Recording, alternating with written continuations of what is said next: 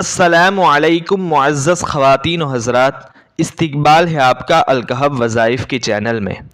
بدلتے موسم کے چلتے سوکھی کھانسی ہونا یہ ایک عام بات ہے، لیکن اگر یہیں لمبے سمے تک رہتی ہے تو کافی پرابلم کریٹ ہو سکتی ہے۔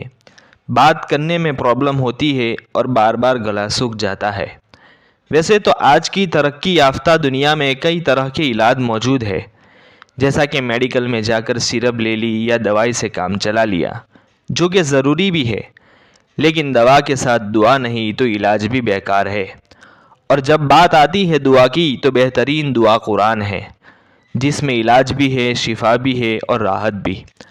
اگر کسی شخص کو کھانسی ہو تو وہ ایک مرتبہ اس آیت کو شہد پر دم کر لے اور پھر اس کو گرم پانی میں ملا کر پی لے۔